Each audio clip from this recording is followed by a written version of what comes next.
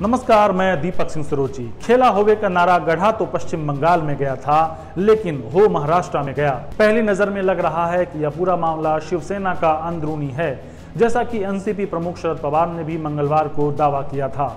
लेकिन पर्दे के पीछे की असल कहानी कुछ और ही है। पर्दे के पीछे की कहानी जानने से पहले मामला समझ लेते हैं। उद्धव ठाकरे सरकार में मंत्री एकनाथ शिंदे, जो अब बागी हो गए हैं, उनका दावा है कि उनके साथ 46 विधायक हैं।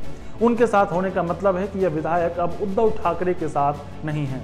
शुरुआत में खबर आई थी कि शिंदे के साथ दर्जनों शिवसेना के विधायक हैं, लेकिन बुधवार दोपहर को टीवी चैनलों से बात करते हुए शिंदे ने दावा किया है कि उनके साथ 46 विधायक हैं और ये शिवसेना के अलावा दूसरे दलों के भी हैं।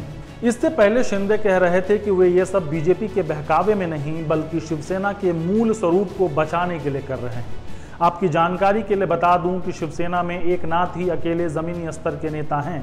शिंदे के अलग होने का दो ही मतलब है, बीजेपी बाहर से समर्थन देगी और शिंदे 1-2 दिनों में सीएम बनेंगे, या फिर प्रदेश में मिलीजुली सेना और बीजेपी की सरकार बनेगी। अगर नहीं तो फिर तो चुनाव तय है। उद्धव ठाकरे ने राजनीतिक उठापटक को देखते हुए बुधवार दोपहर को कैबिनेट मीटिंग बुलाई थी। जानकारी के मुताबिक कैबिनेट मीटिंग से 8 मंत्री गायब थे। इससे पहले एक और खबर आई। सूरत होटल से शिवसेना विधायक नितिन देशमुख भागकर नागपुर पहुंच गए। उन्होंने बताया कि मुझे अस्पताल ले जाने के बाद 20 से 25 लोगों ने जबरन इंजेक्शन लगाया। मुझे बेहोश करने की कोशिश की गई। मैं उद्धव ठाकरे का शिवसैनिक था, शिवसेना में ही रहूंगा। यह कहानी जिस तरह से चल रही है, इससे कहीं भी यह साबित नहीं किया जा सकता कि बीजेपी पर्दे के पीछे से यह सब करवा रही है। पहली नजर में पूरी तरह यह मामला शिवसेना के अंदर का लगता है, लेकिन इसमें बीजेपी की भूमिका क्यों लगती है, कुछ फैक्ट्स के साथ समझते हैं। शिंदे अपने विधायकों को सबसे पहले गुजरात लेकर जाते हैं। इन विधायकों को वहां गुजरात पुलिस का समर्थन भी मिल रहा है, प्रोटेक्शन भी मिल रहा है। बस से उतर रहे विधायकों का यह विजुअल देखिए। उन्हें जिस तरह से प्रोटेक्ट किया जा रहा है, वह प्रदेश सरकार की भूमिका के बिना नहीं हो सकती। वहीं एयरपोर्ट का यह विजुअल देखिए। हाथों में कैमरा और गन माइक लिए पत्रकार विधायकों से बात करने के लिए दौड़ रहे हैं, लेकिन विधायकों को रुकने तक नहीं दिया जा रहा है। कुछ विधायकों ने जुबान खोला भी तो बस इतना ही कहा कि शिंदे जी से बात कर लीजिए, वही बताएंगे। शायद इन विधायकों में अभी एकनाथ शिंदे जितनी राजनीतिक परिपक्वता नहीं है। उन्हें नहीं पता कि कितना निगलना है और कितना उगलना है। राजनीति के शिखर पर पहुंचने के लिए इन गुणों का होना बहुत जरूरी है। खैर, ये तो राजनीति में सफलता के मंत्र हैं, उस पर बात किसी और दिन। अभी महाराष्ट्र के सियासी भूचाल पर ही रहते हैं। सूरत से भाग रहे इन विधायकों को फिलहाल गुवाहाटी के रेडिसन ब्लू होटल में रखा गया है। होटल के अंदर बाहर असम पुलिस का पहरा है, साथ में सीआरपीएफ भी लगा रखी है। मीडिया को फटकने तक नहीं दिया जा रहा है। सवाल उठता है कि विधायक नाराज हैं तो भाग क्यों रहे हैं और उन्हें प्रदेश पुलिस क्यों प्रोटेक्ट कर रही है। हालांकि लेटेस्ट न्यूज यह है कि शिंदे ने सभी विधायकों को गुवाहाटी से इम्फाल भेजने की तैयारी कर ली है। इतना ही नहीं, खबर यह भी है कि शिंदे ने अपने सभी भरोसेमंद विधायकों से कागज पर लिखवा कर रख लिया है कि ये सभी महाराष्ट्र सरकार से अपना समर्थन वापस ले रहे हैं।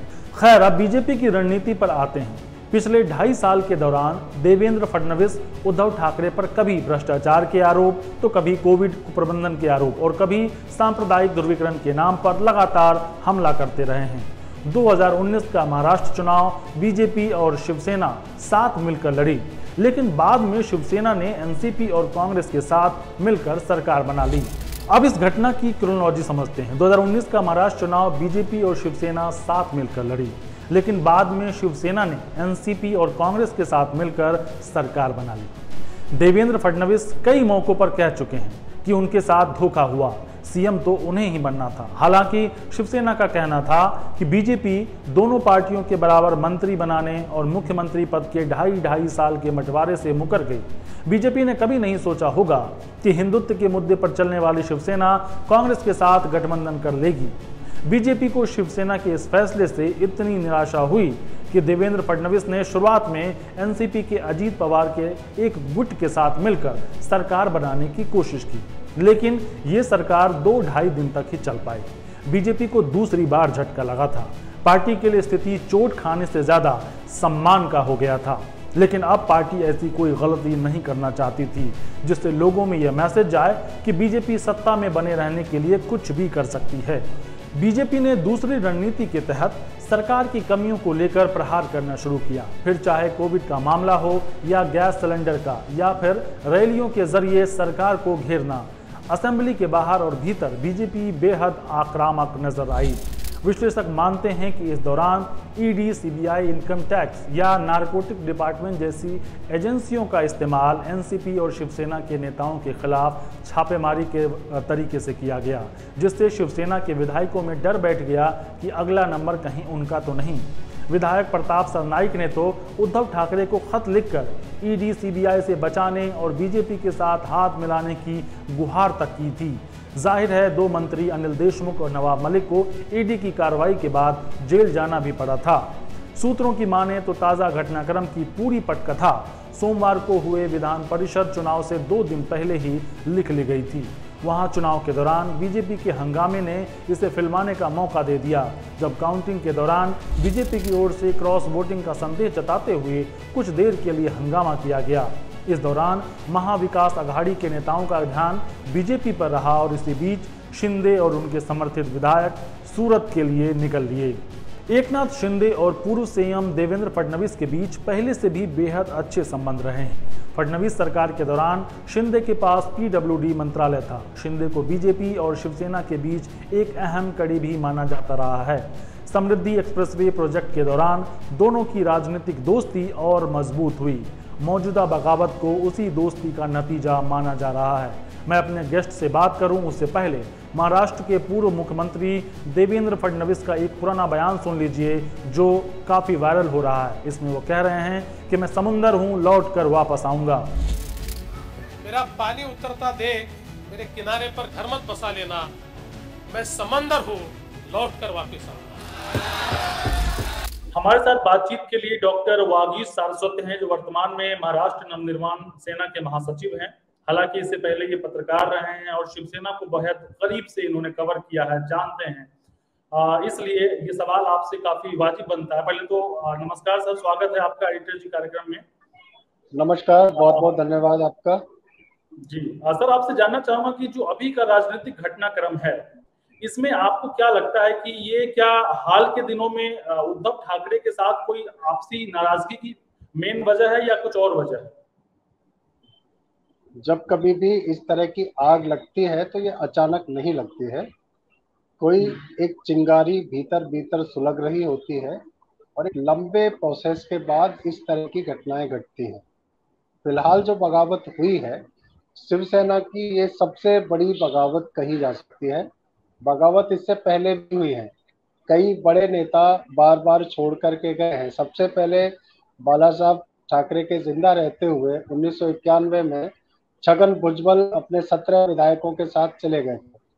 उसके बाद नारायण राणे 11 विधायकों के साथ गए।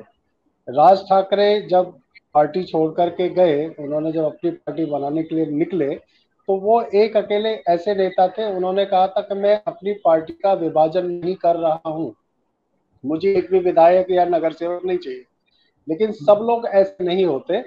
एकनाथ शिंदे जिस तरह से लेकर के गए हैं, उसका सीधा सीधा मतलब ये है कि शिवसेना में जो संसदीय दल है, जो चुने हुए लोग हैं, वो चाहे सांसद हो या विधायक हो, उन्हें उद्धव ठाकरे जी का नेतृत्व पसंद नहीं आ रहा है। और उसकी सबसे बड़ी वजह यह है कि पिछले 2.5 साल में वो अपने क्षेत्रों में कोई काम नहीं कर पा रहे हैं। अब तक जितने भी मुख्यमंत्री महाराष्ट्र में हुए हैं, जितने भी मुख्यमंत्री मैं लंबे समय से देख रहा हूँ, सभी लोग 2 दिन का समय विधायकों के लिए रखते थे कि उन्हें किसी अपॉइंटमेंट की जरूरत नहीं है, वो सीधे आकर के मिल सकते हैं। सोमवार और मंगलवार लगभग सभी मुख्यमंत्रियों ने वो दिन तय रखे थे, मगर उद्धव ठाकरे जी ने कोई दिन तय नहीं रखा। सालों साल उनके विधायकों को उनसे मिले हुए हो जाते हैं, मिलते नहीं हैं। हर क्षेत्र के कुछ काम होते हैं, कुछ निधि की आवश्यकता होती है, कुछ लोगों के निजी काम करवाने की आवश्यकता होती है। तो वो जब काम नहीं हो पाएंगे तो असंतोष व्याप्त होगा। ये उस असंतोष का ही नतीजा है जो बगावत के इस रूप में सामने आया है। जी, मैं अभी कहीं पढ़ रहा था, शायद आप ही ने कहीं बयान दिया था, जिसमें पढ़ रहा था कि आदित्य ठाकरे को लेकर भी कुछ मनमुटाव था। देखिए, आदित्य ठाकरे जब ये जो जितने भी विधायक हैं उन सबके सामने बच्चा है, वो उनके सामने खेलते खेलते पला बड़ा और आगे आया है। एकनाथ शिंदे जो कि सदन के नेता थे, हैं शिवसेना के, आज भी वही नेता है उनके दावे के हिसाब से। विधायक दल के नेता को जो महत्व मिलना चाहिए, मुख्यमंत्री के बाद दूसरे नंबर के मंत्री को जो महत्व दिया जाना चाहिए, वो महत्व सरकार की तरफ से, उद्धव ठाकरे जी की तरफ से, प्रशासन की तरफ से नहीं दिया जा रहा था। किसी उद्घाटन समारोह हो या दूसरे कोई भी कार्यक्रम हो, सबसे ज्यादा बुरा एकनाथ शिंदे को ये लगा कि आदित्य ठाकरे की अगुवाई करने के लिए उनसे कहा गया कि आप जाइए अयोध्या में, आदित्य ठाकरे के लिए व्यवस्थाएं कीजिए, उनके इंतजाम कीजिए।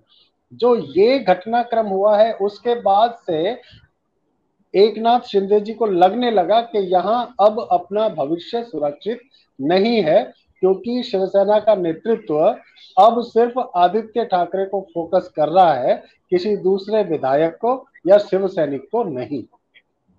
लेकिन जब शिंदे का बयान सुनता हूं तो वो कहते हैं कि अभी हिंदुत्व के मुद्दे से हटता जा रहा है शिवसेना, जबकि अभी जो आपने प्रेस कॉन्फ्रेंस सुना होगा उद्धव ठाकरे का, देखिए, राजनीति का जो मसला है ना, उसमें बयान और स्टेटमेंट्स ढूंढे जाते हैं, ये कोई पहले से तय नहीं होते। अगर हिंदुत्व का ही मसला होता तो निश्चित तौर से मानिए 2.5 साल तक एकनाथ शिंदे इस सरकार में सदन के नेता नहीं रहते, मंत्री नहीं रहते। अगर इन्हें विरोध ही करना होता कि हमें अघाड़ी सरकार के साथ में नहीं बैठना है, तो अब से बहुत पहले हो चुका होता। अचानक से 2.5 साल पूरा होने के बाद ये क्यों हो रहा है, ये प्रश्न खड़ा होता है ना। और उद्धव ठाकरे जानते हैं कि एकनाथ शिंदे के साथ में जो 37-38 लोग गए हैं, उनके बगैर उनकी भी दाल गलने वाली नहीं है। इसलिए उन्होंने थोड़ा सा इमोशनल रुख अपनाया है, थोड़ा सा ह्यूमन ग्राउंड पे और भावनात्मक तरीके से उनको वापस लाने की कोशिश है। लेकिन जिस तरह से मैं लगातार राजनीति को देख रहा हूँ, उद्धव ठाकरे जी ने करीब 25 साल पहले मुझसे कहा था कि मैं मुख्यमंत्री बनना चाहता हूँ।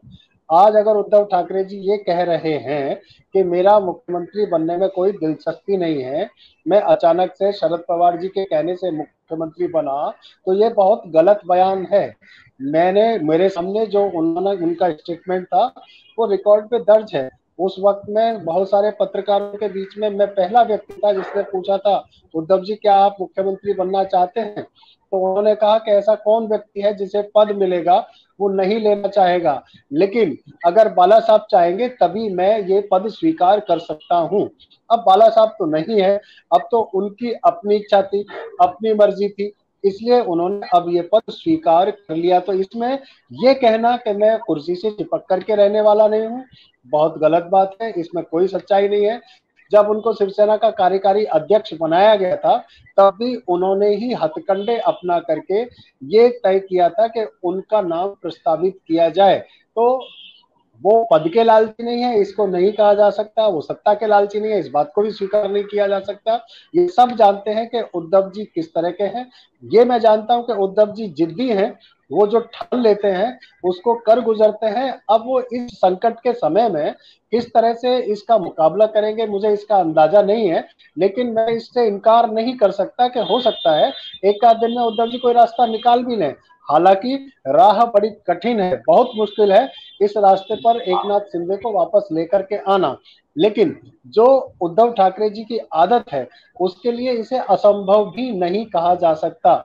और उस पर भी शरद पवार जैसा चाणक्य जो राजनीति की सुई कहीं से कहीं घुमा देते हैं, वो उनके साथ बैठे हो, तो निश्चित ही अगर कोई चमत्कार हो जाए तो इसमें कोई आश्चर्य भी नहीं होगा। जी सर, एकनाथ शिंदे का वापस इस तरह से बागी तेवर दिखाना क्या सिर्फ इसलिए क्योंकि उनको लगा कि शिवसेना के साथ उनका अपना भविष्य नहीं है, या फिर देवेंद्र फडणवीस ने अपनी दोस्ती निभाई है और उनको एक शह दिया है? नहीं, देखिए, देवेंद्र फडणवीस की दोस्ती तो बहुत नई है, ये कोई बहुत पुरानी दोस्ती नहीं है। सत्ता में लालच तो दिए जाते हैं, लालच हो सकते हैं, लेकिन निश्चित तौर से उनकी उपेक्षा होना, उनको हाशिए पे डालना, लगातार उनको साइड किए जाना, ये सबसे बड़ा कारण है। उसको हवा देने का काम, जब तिल बिखरा हो तो एक दियतलाई की तीली जला दीजिए तो आग जल जाएगी। देवेंद्र फडणवीस ने जो किया होगा वो सिर्फ उनको उकसाने का काम किया होगा, क्योंकि देवेंद्र फडणवीस लगातार बहुत करीब से सारी राजनीति को देख रहे हैं और समझ रहे हैं कौन ऐसा विपक्ष का नेता होगा जो अपने फायदे के लिए सत्ता पक्ष में होने वाली बगावत का इस्तेमाल नहीं करेगा। तो देवेंद्र जी ने जो किया है वो बिल्कुल गलत नहीं किया है, उनको जो करना चाहिए था वही किया है। एकनाथ शिंदे जी ने भी जो किया है वही किया है, जो इस तरह से लगातार दबाए जाने वाला व्यक्ति, दमन का शिकार व्यक्ति करता है। अब देखना यह है कि मुख्यमंत्री के पद पे बैठे हुए उद्धव ठाकरे जी इस संकट से किस तरह से निपटते हैं। वो निपटते हैं या मुख्यमंत्री पद का इस्तीफा देकर के अपने मातोश्री चले जाते हैं। आज उन्होंने कह तो दिया है कि मैं आज शाम को ही मातोश्री चला जाऊंगा, लेकिन क्या सचमुच वो मातोश्री लौटेंगे?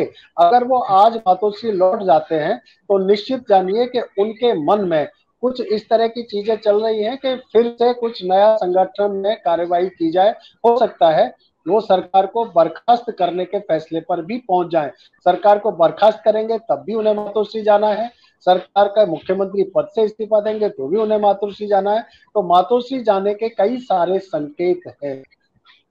क्या महाराष्ट्र में बीजेपी की वापसी देख रहे हैं आप फडणवीस सरकार की? नहीं, मेहनत तो फडणवीस बहुत कर रहे हैं, तो वापसी हो सकती है, लेकिन ये तुरंत होगी, एक दिन में होगी, 2 दिन में होगी, 15 दिन लगेगी, ये कह नहीं सकते। अगर राष्ट्रपति चुनाव से पहले पहले व्यवस्थाएं नहीं हुई तो देवेंद्र जी का सपना सिर्फ सपना रह सकता है।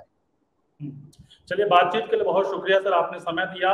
मैं समझता हूँ हमारे दर्शक समझ सकेंगे कि महाराष्ट्र में जो अभी खटपट चल रही है, सियासी उठापटक चल रही है, उसकी मुख्य वजह यह है कि शिवसेना में अंदर खाने जो अपने नेताओं को दरकिनार किया गया, उसको लेकर जिस तरह से मन में विरोध पैदा हुआ, और उसके बाद बीजेपी ने उस विरोध को भुनाने में कोई कसर नहीं छोड़ा, और ये उसी का नतीजा पूरा सियासी उठापटक है।